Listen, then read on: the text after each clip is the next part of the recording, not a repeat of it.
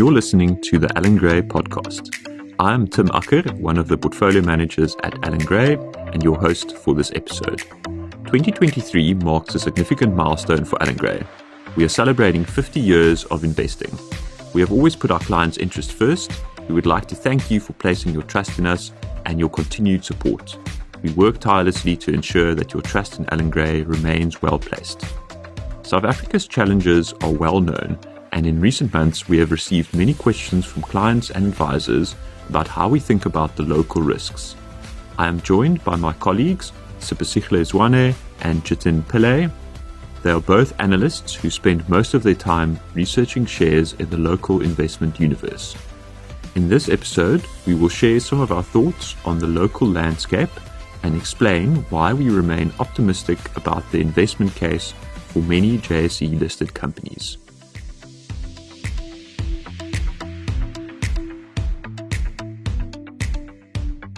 As we celebrate 50 years of investing using the same investment philosophy, let me open by asking each of you if you think the investment philosophy is still relevant, or does it need to change? Thinking about an investment philosophy, it's probably important to acknowledge there are different ways to manage money. I think what's important is to pick an investment philosophy and stick with it for a decent amount of time. And I say that because markets tend to go through cycles, and different investment philosophies tend to come in and out of favor in those cycles.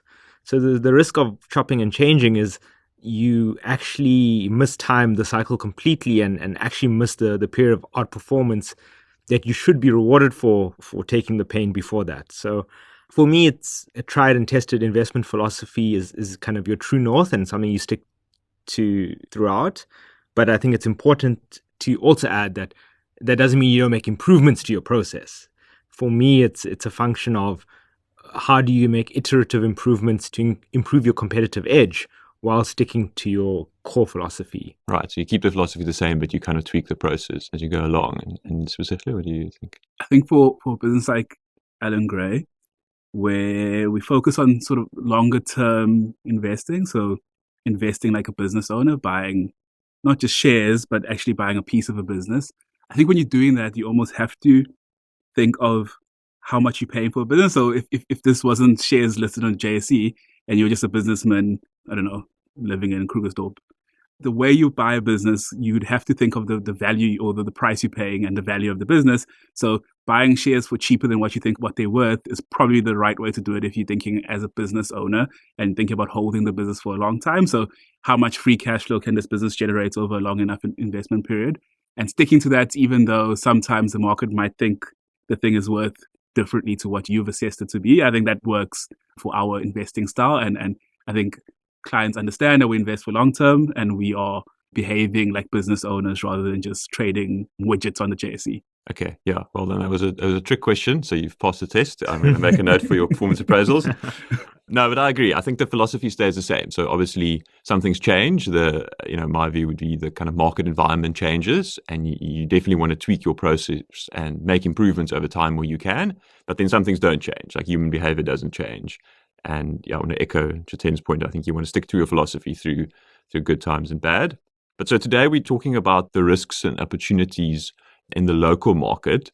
So I thought let's start with what our exposure is. So if you think of, for example, the Allan Gray Balanced Fund, where lots of clients are invested, obviously we've got different places we can invest, right? We can invest in local shares, bonds, or cash, or we can take money offshore. And recently, with the regulation having changed, we can now actually take 45% offshore, which we haven't done. We have increased to some extent. We at sort of about 35 or 36% offshore at the end of the first quarter. So a pushback, I think, from a lot of clients would be, why haven't we used our full offshore allocation, given how negative things are in SA and just the headlines you read in the newspaper? So what would you tell kind of clients who ask you that question or stop you in the street and say, what are you doing? It's crazy. When we value companies, we really try to do two things. The first thing we look at are the company fundamentals. What are their revenues, margins, earnings, free cash flow? The fundamental economics of the business that ultimately generate what we call intrinsic value. The second part to that is we then try to look at the valuation and to say, well, what are you paying for that today?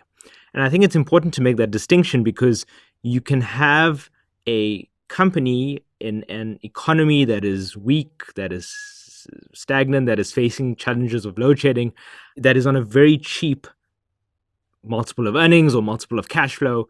And actually, because of the starting valuation you're paying for that company, things just have to be less worse and you'll probably make a decent return out of it. A good example is China. China, we know the kind of economic miracle that's happened there as they've liberalized their economy. But actually, the Chinese stock market has been a terrible place to be. If you invested kind of late 2015, you've lost money, as we stand today. Yeah, that's a good point. Yeah. You can have a very strong economy, but if that's priced in at the start, actually your outcomes can be pretty poor at the end. And I think as we sit here in South Africa today, we know the risks that are around. We know we're in a weak economy. We understand the risks posed by load shedding. But you can buy banks on 9 times earnings on average, and you can buy retailers on 9 times earnings, and you can buy SA Industrials on 8 times earnings on average. These are very, very cheap multiples. If you think the US trades at 22 times earnings and the world index is on 19 times earnings. I also think to some extent, the difference between local and offshore is academic.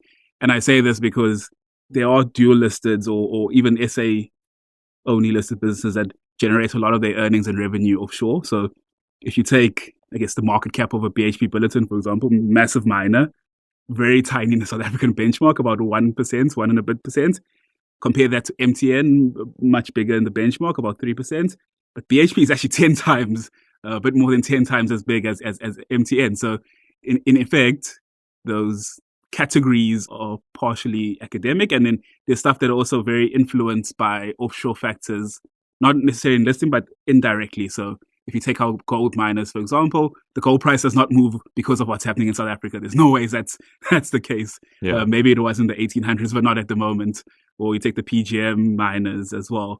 So there's a lot of local listed companies that are offshore earners. And sometimes we even compare those local listed companies within their industries as well. So take British American Tobacco versus Philip Morris. You can buy British American Tobacco for like half the multiple of Philip Morris. So even within that, the shares that are way cheaper that are listed in South Africa. So we have a strong preference for those versus the offshore stuff. Right. So if you're looking at the fact sheet for the Allan Gray Balanced Fund and it says, a certain percentage locally, that's obviously only the percentage of companies that are listed locally. And like you say, something like British American Tobacco, it's listed in SA, but it's actually global earnings. So you should almost think of that as kind of not that exposed to South Africa. There's much less driven by South Africa only in our market than we think. Yeah. Yeah, we've done a bit of an exercise. When I did it a while back, it was sort of between 50 and 60% of the market cap of the JSE. So what we think of as the local market is actually offshore. So it's quite a decent chunk. And on the point you made, Jatin, on kind of valuations and, what should people expect for returns? So I see you've got your crystal ball there, but it's obviously hard to peg a number. But if we just think kind of where we are in the cycle, so you say expectations are low. So do you think returns for the local market, could we expect returns better than the last few years, given that returns haven't been that great, in the medium term, if we think kind of the last 4 or 5 years? I think it's important to differentiate what's happened over the last 4 or 5 years. The JSE, the All Share Index, hit its record, call it late January this year. But actually, if you look at the performance, it's been a bifurcation. It's been the large Rand hedge mega cap stocks that have massively outperformed as a collective basket. And you've had the South Africa Inc. stocks, for lack of a better word, effectively be flat since 2010. When you put those two things together, when you look at a headline level, it looks like South Africa Aussie returns have been very strong. But again, that there's disparity there. So overall, as a market, I'm personally bearish. I guess I'm bearish because I look at some of the big stocks that are listed here in South Africa. If you look at a share like Richemont, it's recently hit its all-time high, both in rands and Swiss francs. Richemont is almost 20% of the all-share index. So if you think we're going into tough economic circumstances going forward, you're paying a high multiple of high earnings. I'm personally a bit worried about that share price. And when that's 1/5 of your benchmark, it becomes very difficult for the market overall to outperform that. However, if we come locally, and we talked earlier about that bifurcation, local stocks look extremely cheap and they've derated substantially. Derating is when the multiple that you're paying for a stock decreases over time.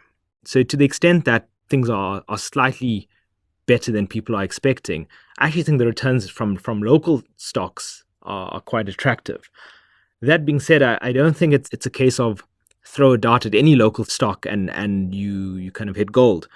For me, I think stock selection is important. So the local stocks that we favor in the portfolio are definitely those that have some sort of self-help story, something like a Woolworths, where you're not dependent on the macro for the business to do well, or stocks that are just extremely, extremely cheap on single-digit multiple of earnings type valuations. Something like CUP or like Tsogo Sun. The latter bucket tends to be those small and mid-cap stocks that seem to have been forgotten. So in terms of returns to your question, I'm bearish on the things that have outperformed over the last 7 or 8 years, and I'm favorable on the things that have underperformed, as you would expect, I guess, as a contrarian. Okay, yeah, it sounds quite contrarian. Okay, so to summarize, you think some of the big stocks are quite expensive, but generally the local or domestic companies are on the cheaper end, but with the caveat that you have to apply some stock selection given things might go wrong. Yeah, I think the classic kind of value investor framework would tell you the local market is very cheap at the moment. You just look simply at like the valuation multiples, they're low versus history, and typically that would suggest low valuations give you high returns because everyone's too negative and the returns are better than what people think. The counter argument, I guess, or maybe the risk at the moment is that this time's different. And actually, the economy is so bad and we've got load shedding level 6 and what if it's level 10 and the economy's just going one way and actually things don't bounce back. Do you think there's a risk of that, or maybe we're underestimating that risk maybe? I think a little bit of both. Okay. Safe answer. Okay. But I do think to some extent it's a stock picker's paradise. I say that because difficulty in the economic environment will impact different companies differently, and different companies and management teams will be able to react to that differently. And the perception that different investors will have on the same risk will also be different, which creates an opportunity for you to apply your mind and do the right research. Maybe an example is if you take the costs of load shedding. So the initial costs will be quite high for most businesses as they have to install generators. Diesel costs were quite high. Diesel prices were high as well in the last year. But over time, that spreads in some way. So it won't be borne by a single part of the overall ecosystem. So it's retailers won't carry the full cost of load shedding. There'll be some inflation, so they'll push that on to consumers. And then there'll be some that will be borne by landlords. So if you have a sort of sense of that and you can think about that, do more research in that than your competitors, then you might find an opportunity there. So I do think there are opportunities, and I think difficulty creates sort of a space to differentiate yourself by doing proper in-depth research and understanding the environment in which you're operating in. Some businesses will be left along the wayside because I don't think it is easy, but some will, I think, do well. And some tend to do well in difficult operating environments as well. Right. So we can have some businesses might bounce back and come through stronger, and some might not make it at all. And I guess we saw this through COVID as well. It was a similar kind of environment, something like maybe Woolies was an example where the market was really negative and they had their own problems. And actually, we bought the share very successfully and it actually bounced back quite strongly. But then you're going to have some companies which are just not going to make it. So like a mistake we made was on Nampak, for example, where actually the environment was just so tough and they had all kinds of challenges they were facing, and actually they just haven't been able to overcome that. It's just been too tough. So you want to be selective on those, I guess. Or a nice example is like take something like OUTsurance, right? So fires and rain in Australia, and then all of a sudden revenue starts to grow. All of a sudden reinsurance prices come up, so you have to price for that. All of a sudden the whole industry is actually putting pricing on people's short-term insurance when before they didn't need to do it. And that's a big change when all of a sudden you can grow revenue. I guess it does depend on the consumer being able to handle the inflation in premiums, but that is one that's a sort of end-of-the-world hedge, or getting close to the end-of-the-world hedge, not quite the end of the world. Or sometimes when things get worse, you're able to put in more price increases because the industry has to do it to be profitable. I think what's interesting now, what's going to be interesting, we're starting to see the first order effect of load shedding now in company earnings, be it diesel, low footfall, higher wastage. I think the second order effect is as those companies hope to pass on those costs to consumers is, well, what then happens to the South African consumer? And then what does that mean for the banks? What does that mean for unsecured lending in South Africa? Does it spike bad debts? Thus far, the banks have actually all been reporting stellar results coming out of COVID. Bad debts have normalized. They've got a natural tailwind from high interest rates. It'll be interesting to see what that looks like in 18 months to 2 years' time. That's from a consumer's perspective. From a company perspective, it feels increasingly like it's becoming a fight for market share, given that the market is flat. So what happens again in 18 to 24 months' time if growing revenue is a dogfight? So that's the bearish side, I guess. But I guess that's probably why we have jobs, to try and weigh these balance of probabilities and determine, what's a value trap, which is something that looks cheap and is likely to continue to look cheap as it deteriorates, i.e. a Nampak, or what is a buying opportunity, a company that has an enduring competitive advantage that can sustain that even in tough times. Okay, so if you think of load shedding, which is the most topical issue at the moment, I guess, like you said, there's two sides of it. The one side is costs, generators, solar, etc., and the other side is revenue.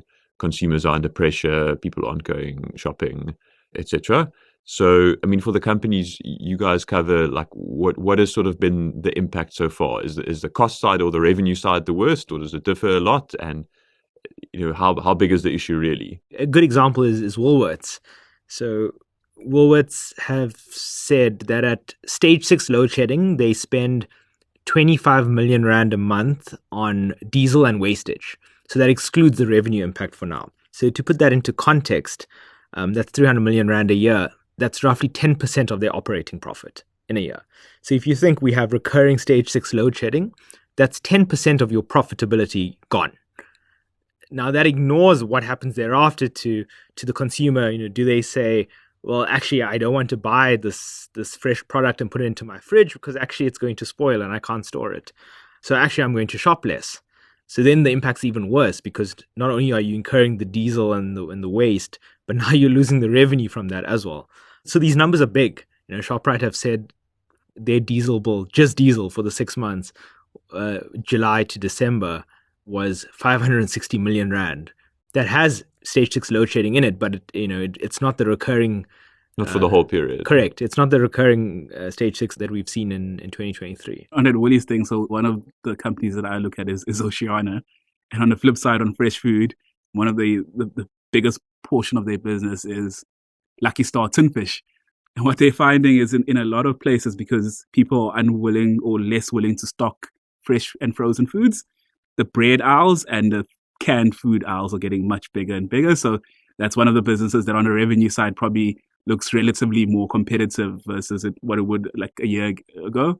Mainly because people think of tin fish versus other proteins. So in your meal, you can have tin fish. It's a one can. It can feed a family of 4, 6. Depends on how much tomatoes you're going to use and other stuff in your sauce.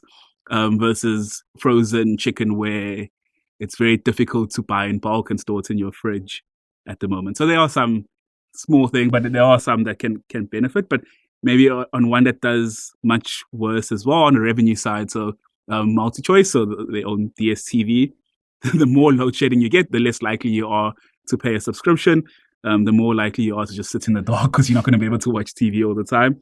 In a business like that, where the incremental subscribers, so if an additional person subscribes to it, there's not a lot of extra cost to that.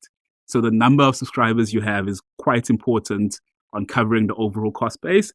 And it's very difficult to hold on to subscribers in South Africa if you don't have energy for 6 hours of the day. Yeah, and difficult to increase your prices. It's right. People aren't going to be willing to pay higher prices if they can only watch TV for 16 hours a day, or how long ever it might be. Especially if you're missing out on the primetime shows. Yeah, exactly. Yeah, what's been interesting for me on the retailers is so those numbers you mentioned on Woolies, about 10% of the earnings. So it's a big number, but it's not like it's half the earnings. So if you want to be sort of contrarian or optimistic here, you could say it's 10% of earnings, but it's in the base now. So if we stay at this level of load shedding, hopefully that's sort of a base which you can grow a little bit on going forward. Or do you think that's sort of a bit delusional if maybe it gets worse? I guess we don't know. I think perhaps the market was a bit delusional at the start of the year when we had the bad stage 6 load shedding kick in, and you hadn't really seen companies report yet or report the impact of it. And I think the share prices hadn't yet reflected that. As more company guidance came out, and I think especially foreign investors woke up to the reality of what these extra costs mean, you've seen derating in most South African Inc. shares after that. I think your point is valid. It's not half of earnings, thankfully. And hopefully, things can get better. We're going to have a tough winter, it looks like, but thereafter, also as a result of these companies doing everything they can to get off the grid as quick as possible, I think that the impact can be managed. And again, it comes down to then what are you paying for all of these risks? Yeah, I think bringing it back to expectations is good. So, and also the point on the foreigners, which foreign investors are really the marginal kind of buyer or seller in our market. And we've seen them exit to a large extent, and they read all the negative headlines on South Africa back home. And a lot of people have kind of dumped SA consumer shares. And now I think, like you say, it's priced in. So actually now it's very well known, and it's not sort of a negative surprise when a company says we've had a negative impact from load shedding. Foschini was an interesting example for me as well, where they've also, obviously, like everyone had a negative earnings impact from load shedding, but they've now said by the end of the year, 80% of their stores are going to be on generators. So you spent all that capital expenditure to buy the generators. So sure, you still need to run them, but it's sort of a once-off to incur that expense to buy the equipment. I think actually the derating for me might even create a bit of an opportunity, and it's like an early cost. And I mean, in a lot of the management meetings that I sat in with the landlords, the property companies, most of them are realizing, especially since a lot of the tenants at the moment are national companies, so the big guys who can be bullies sometimes, but the negotiating power is such that you have to have a good center for them. So a lot of them are realizing that they have to invest in energy and renewables. So I guess half of our meetings were spent on discussing whether the Tesla Powerwall is the right one, or to use a different kind of battery, or is solar a good investment? How does that compare to generators? And eventually you'll see it probably in the escalations they can charge. So how much higher rentals can go. Maybe your tenant is unwilling to pay you as much rentals if you haven't installed this for them. You'll see it in co-investing and them working together with the retailers to share the cost. So day one costs, people are reactive, you're moving very quickly, and then maybe over the longer term, you're actually putting in energy that is actually competitive often to what Eskom would have been at the current escalations that you're getting for Eskom energy. Maybe our batteries get more competitive, maybe battery costs come down over time. So there is a little bit of an opportunity. Maybe it just takes a bit longer than you think, and then the initial cost is a bit high. Okay. And just on the property companies, the landlords, just kind of contextualize for us, how does that work? If a shopping mall is putting in generators, like who's paying? How does that work? It seems to be different for different people. Okay. But I think the principle is there'll be a sharing of the costs over the longer term. And then some people, you just want to have the better center. So, if you don't have things that are required in the current environments we're in, you're not going to be able to charge a fair rental. And also, rentals are dependent on the actual, call it, trading density or revenue you're able to generate. So if your center can't generate that, then longer term, your rentals probably will be a bit weak. So economically, longer term, it will be shared. Shorter term, I think it might be different from company to company. Yeah, some of the numbers I've seen have been sort of between half and 3/4 of the cost for the landlord gets passed on to the tenant. So obviously not something they make a profit on, and the part they can't pass on, they just have to stomach. So in the short term, it's definitely hurting the property companies. Some of the retailers are having to take matters into their own hands. So Woolies, for example, told us they have a generator at every store, their own generator. And the reason for that is they spoil a product if the cold chain's broken for more than 8 continuous minutes. So because they can't have that, and the landlords are not willing to run their generators day and night, including when the malls are closed, they're actually having to install their own generators and put their own diesel into it and run that continuously, because actually the appetite from landlords to meet those strict requirements, I think it's fairly limited. Okay, maybe the downside of the Woolies brand, they've cultivated a very picky customer who's not willing to tolerate something below a certain level. Okay, maybe just to kind of come back to the point we started on, we spoke about sort of different types of investment cases in the domestic market. And I almost put them in 3 buckets. So I'm going to put this to you, and then you can tell me what you think. So You have some companies which are self-help stories. So Woolies is maybe an example of that. They had their own problems in Australia. So it's not, the investment case is not so much about the economy improving. It's more self-help. Then you've got ones which, some people call like champions, like, like a Capitec or a ShopRite, where they're just winning market share, or maybe OUTsurance. And actually it seems like, whether the economy is tough or good, they're going to do well regardless. And then you've got kind of a third bucket, which, let's say very cheap companies. So they're not champions and they're not self-help, but they're just really cheap. And if you look at our portfolio, I think we've got a mix of the three, where some of our competitors have said, actually, we only want to have champions, or we only want to have self-help. So, what do you think about that? Do you think it's a mistake to have a mix? Should we sticking to one of the categories? No, I think sticking to the categories would be a bit lazy on our parts. Okay. And when you're building up bottom-up portfolios, you look at the individual companies and think about how much you're willing to pay for them relative to their fundamentals. So some of the champions are actually really good businesses, and they should trade at what they trade at. And some of them are even cheap at the high multiples that they trade at.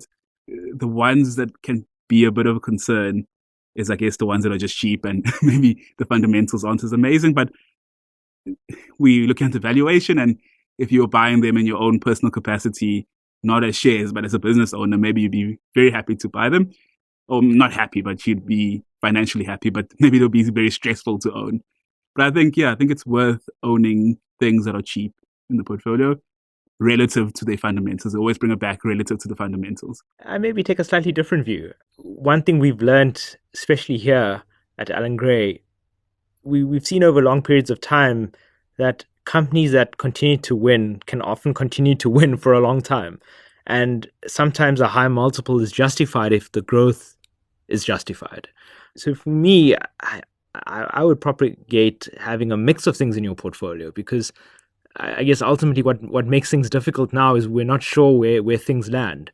If South Africa is a very tough place economically for the next 5 or 10 years, the companies that are going to win are probably going to be the Capitec's and the ShopRites, the companies that are trading on 20 plus times multiples of their earnings. But actually, if you're growing at 10 or 15% a year, all of a sudden that multiple doesn't look so expensive in 2 or 3 years' time. That's an outcome that could happen. The second outcome is actually, South Africa, we do what we do as normal. We get close to the abyss. We don't go off. We kind of step back a bit, and things kind of trundle down the road. And actually then the companies that are super cheap, they do a bit better than people were expecting, and they're the outperformers. I think the difficulty is we don't know today. So I would definitely propagate for a mix of things in your portfolio. Definitely kind of from a bottom-up perspective. If something looks optically expensive, the growth should justify that. But I don't think I would necessarily shy away from a company that's on a high multiple of earnings just because it's on a high multiple of earnings. There's also some things that just like look perpetually cheap, and maybe it's a risk thing, or people are a bit worried about it. And on risk management, I guess that's why we have our own way, and we have what we call star ratings that limit the position size. But like when I talk about like perpetually cheap things, like a tiny company, CMH, one of my favorites, fundamentally, it's always on a incredibly low multiple, but the total return over a very long period of time has been incredible. And that's just because they sell cars, car dealerships, and it is a effectively highly levered business model. But if you do your research and you think about what the relative risk is to the opportunity and how much of a position size you're willing to have, it's a tiny business, so you can't have a huge position size, and the founders are big shareholders. But always think about how big of a position size you're willing to have, and you can actually make a lot of money on that share just because it seems to be always perpetually cheap. I just can't understand why it's always cheap, for example. We've had variations of those kind of shares in the portfolio, things where either the earnings don't grow that much, or we expect actually quite low earnings growth. But people might say, okay, why do you want to own those shares? But actually, they can be good investments if they pay you a high dividend and they grow a little bit or keep up with inflation. Actually, those can be great investments. On sort of that theme, a lot of the financials, I think, fall in that kind of category. So, Jiten, you mentioned some of the banks. How do you see the outlook for the investment case for the local banks at the moment? When people think of the South African economy and they want some exposure to that, and I guess particularly the foreign investors, they generally reflect those views through the banks, either buying them or selling them. So for me, the banks as they look today, if you think South Africa is going to be tough economically for the next few years, I don't think the banks are going to enjoy the same tailwinds that they have, say, post 2002. So for me, it's not that every bank is going to do well in South Africa. I think it's important then picking the banks that are, I think, going to outperform the others. So naturally, when interest rates are higher, all banks can generally charge a bit more for their loans, and then they have to pay on deposits. So that's a natural tailwind. But I think talking earlier about that second order effect, we haven't seen bad debts spike as yet, and I think that could be coming. When an economy is stagnant, the lending environment or being able to lend out or make new loans is also very difficult. So the banks that I like are those, unsurprisingly, that are slightly cheaper on the valuation spectrum. So something like Standard Bank and Nedbank, which Siphesihle covers. These are banks that trade on 9 or 8 times earnings. They have very high dividend yields, very similar to the multiples actually. And they're probably some things they can do within the bank to improve their prospects, as opposed to a bank like FirstRand, which is, other than Capitec, the most highly rated bank on the JSE. And actually, I would argue there's not a lot of self-help there. They are the best bank. They've outperformed the others. So actually, when things are tough, I'm not sure there's much they can do to help themselves. I may be wrong. Yeah, I think what's maybe surprising to some people is you think the economic outlook is so poor, growth has been tough, load shedding is so high, consumers are under pressure, so like surely the banks must be struggling, but actually bad debts haven't really increased much. So how do you kind of reconcile that? Are the banks just really good at lending, or they've been very cautious, or like what's going on? So one point there is that it's probably coming. Things did deteriorate quite quickly as rates rose quicker than people expected. So that's one aspect. The other thing is that banks are in the business of, say, buying risk. So any bank can grow much faster or as fast as it wants almost, just by loosening credit quality or standards a little bit. And I think coming into, I guess, maybe even over the last decade, the South African economy has almost de-geared a bit, where incomes relative to servicing or income relative to loans that people has decreased. So it has been a period of slow loan growth relative to GDP growth. And a lot of the stuff written over the last 10 years has been way more conservative than it was before. On sort of bad debts versus interest that you can charge, or interest margins, I think to some extent the two offset. So when interest rates are high, then the bad debts might start to follow you. And then when interest rates start to come down, then the bad debts decrease, and then that helps your sort of risk-adjusted margin. So that's taking your margin that you make on lending and taking off a risk for bad debts for that. So I think to some extent, not perfectly, but to some extent, the two do play off each other. So a downturn in the economy doesn't necessarily mean it's bad news for the banks. Earnings could be kind of stable. You lose a bit more on the bad debts, but you make a bit more on the interest income. So it sort of balances out. And an interesting thing is that the best loans are written in the worst times. So if affordability is good at the moment, so if you had to take a vintage analysis, so maybe just a thought experiment, a vintage analysis on the loans that are written today versus the loans that were written in COVID, I think a lot of the best loans will be written now at the higher interest rates. If you can afford it at these rates, then you're probably the right client. A sort of related point on banks, it's been in the news a lot what's happening in the US.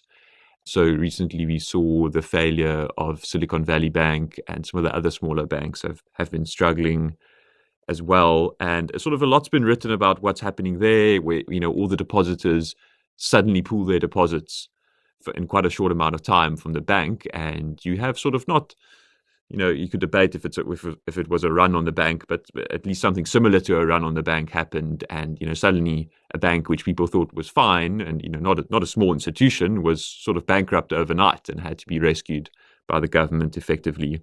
So we've had some clients ask us, what do we think about it? Could it happen in South Africa? What are kind of the similarities? Do you have any thoughts on that? A bank is a strange business because it's highly levered, for one. So the equity relative to the assets, so the money it has itself, its own retained earnings or capital, is very low relative to the amount of money that they've lent out. And if you lose deposits very quickly, you often don't have that cash to pay back people quickly. So you often have to sell things. So you have to sell whatever you hold on your balance sheet, but also you have to sell your loans almost if you can do that. So those things are very important in thinking about banks. I think what's very different in South Africa is our banks, I guess the big 4 or 5 now, focus a lot on having strong retail franchises. And what a good retail franchise gives you, it gives you a deposit base that's not there just to make a little bit of money. So your deposits are not there because of interest rates necessarily, but some are. And what our retail banks tend to do is they have offerings that are competitive at different durations, call it. So you can actually put your deposits down and get a 4, 5, 6, 7% interest rate in South Africa. Also, you can just have your salary go through. So they have the ability to not get impacted too much by higher rates because they do offer you higher rates for your deposits within their bank. So where Silicon Valley Bank wasn't giving you much for your deposits, and when the rates go up in the US, you'll take your money out and go put it somewhere else. In South Africa, you can be like, okay, I'm just going to shift my deposit base to my fixed call or my call deposit product that will be on the same app as my retail bank. And I think that makes a massive difference in protecting a bank from a run. But I think, stable deposits that are there, not just for the sake of interest rates, because banking is, to a large extent, can easily be a commodity. So how do you differentiate yourself and how do you make yourself not a commodity? By having a good retail franchise, offering products, having good clients, that helps probably quite a lot. Yeah, I agree with your point on the deposits. I think that's probably the most important one. The point I would add is just on the financial conditions in the market. So in the US, you had sort of extremely easy financial conditions. Interest rates close to zero. If you had a deposit account, you were earning like no interest on your deposit. And in a very short amount of time, because they had this high inflation in America, interest rates went to 5%. And suddenly people realized, like, hold up, I'm earning nothing on my bank deposit. Like, I'd rather earn 5%, please. And they take their money somewhere else. And it happened in such a short amount of time. And at the same time, the bank lost money on investments, also due to this, very fast change in interest rates. So you had a combination of two things happening at the same time, which hurt them a lot. And if you compare that to SA, we definitely don't have easy financial conditions. We've had sort of quite a bit higher interest rates for quite a while. So the banks haven't been operating in, what you could say was a bit of an artificial environment. So they've probably been stress tested actually a bit more by the market, I would say. There's a large degree of confidence involved in being able to keep a banking system stable overall. I think if you have, very large depositors who can realize when things are wrong, they run quickly because they can tell that if I don't get my deposits out, someone else will do it. And it becomes a bit of game theory to some extent. Whereas in South Africa, most of our retail banks have millions of depositors who wouldn't think the same. And I guess we also have deposits that are insured. So people are less worried about their deposits as they would be in the US if you like a very large depositor that's outside the bounds of deposit insurance. Yeah, so we've spoken about quite a few sectors on the local market. Something we just mentioned briefly was some of the dual listed shares, companies like British American Tobacco who listed in SA, but they also listed elsewhere. What do you guys think in terms of the opportunities on the kind of more classic domestic companies versus some of the dual listed ones? Do you have a strong preference for the one class versus the other, or do you think it's good to have a mix like we currently do in the portfolio? Yeah, I would definitely advocate for a mix. To my earlier point, things are uncertain, and when things are uncertain, you want to ensure you don't hedge to the average, but you want to have some protection if things don't quite play out to your worldview. So to my mind, I think that you can make cases for both. Dual listers that are here in South Africa, something like AB InBev, which it's been one of our largest buys for our clients in the last 12 to 18 months. It's listed in South Africa. It has a South African business here. That's call it 4% of its revenue. But by and large, it has nothing to do with South Africa.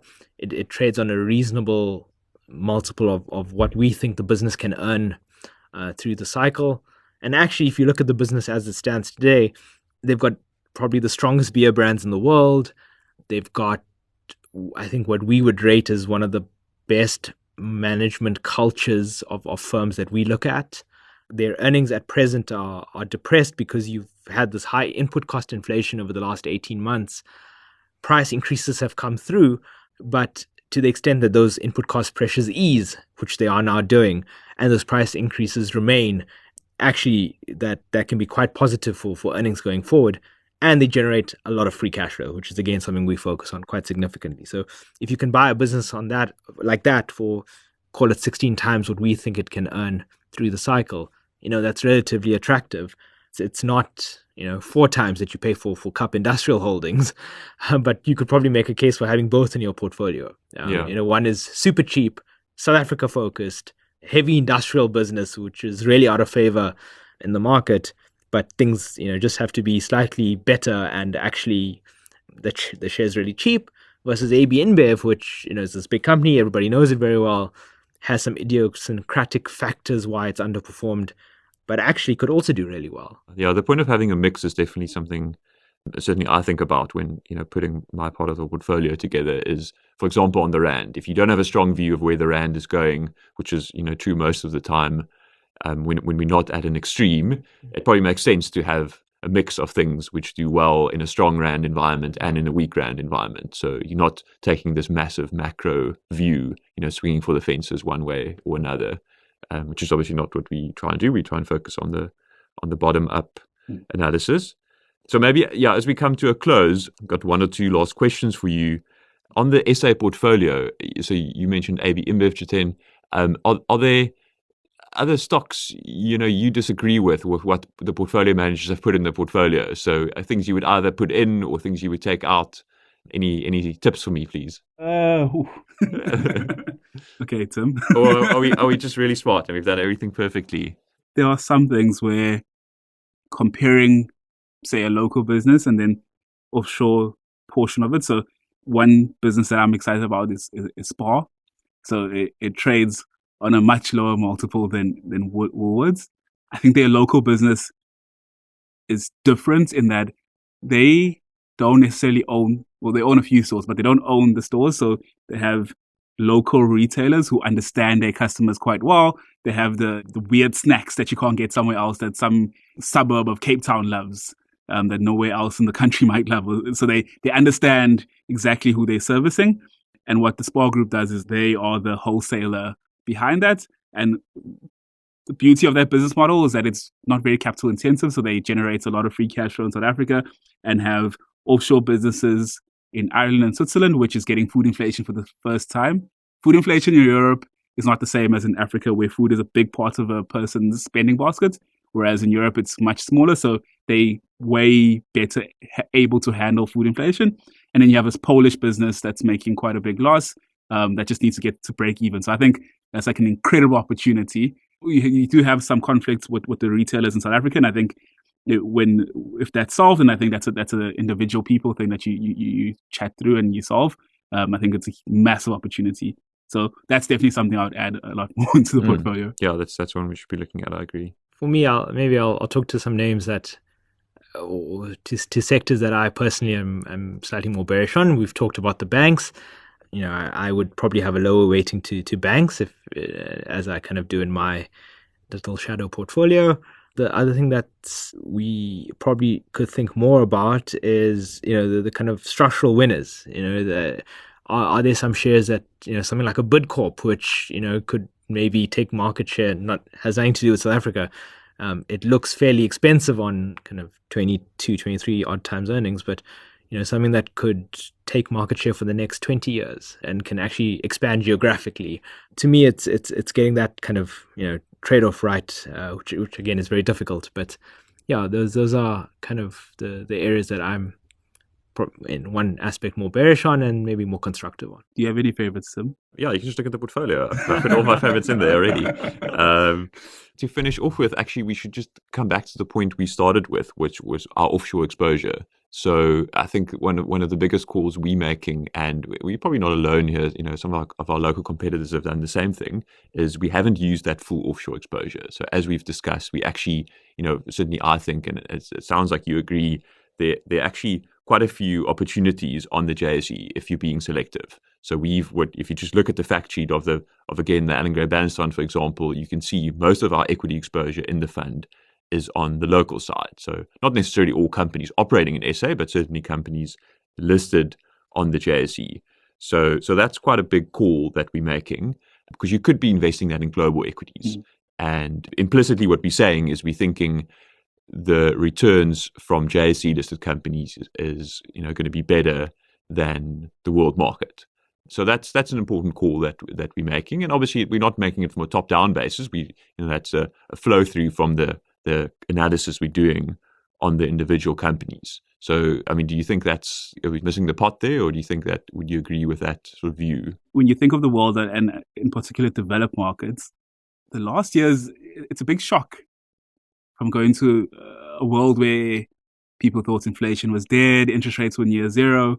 So I think those markets still have a lot of shaking outs to do, whereas maybe a shift for us, a lot in our analysis and our thinking, is being more conscious on debt levels and what interest rate rises mean for the businesses we invested in, and also being more conscious on inflation and businesses' abilities to handle and work in a world of inflation. Inflation is not new for South Africa.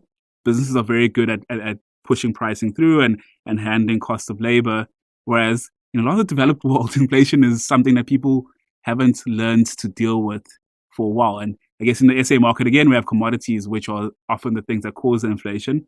I do think it is possible in the sort of disruption we have in the world. So higher interest rates, higher for longer inflation, that things in a market like South Africa might actually do a bit better, just because we are better able to handle it, and disruption to the businesses on those factors is a bit less. So, and in our indices is less of these high duration businesses, so these tech businesses with earnings way off in the future.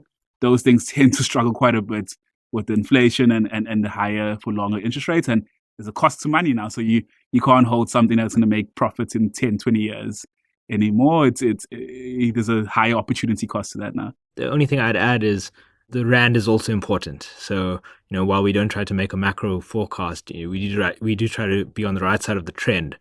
The dollar's been strong and has been strong for a very long time. So, to the extent that you're trying to protect rand returns, if you do think the rand is somewhat oversold, that's also a factor in the timing by which you increase your offshore allocation. Even if you have slightly cheap stocks outside of South Africa, if the rand is not in your favor, well, then those returns are eroded. Just to kind of reiterate, I think the point I emphasize often to clients is, yes, we're excited about the local opportunities. We think there are prospects for attractive returns, but we're very cognizant of the risks. There are lots of risks in SA, but don't kind of be mistaken. There are risks offshore as well. Countries are dealing with inflation, all kinds of other issues. And at least the local market is on a lower valuation. So at least you're not paying for sort of a perfect scenario where in the US, for example, actually you're paying quite a high price. Not just a higher valuation relative to each other, but also relative to their own history, right? Right. So the US is on a high valuation still relative to its own history, which does matter. So, okay. So we've spoken about a lot of negative things. So maybe let's close on that positive note then. Thanks, guys.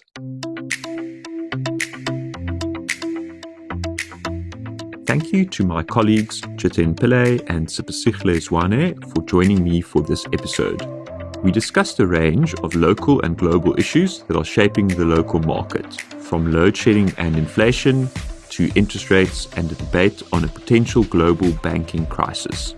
We also shared a few investment ideas we are excited about and explained why South Africa still remains attractive to investors despite the risks.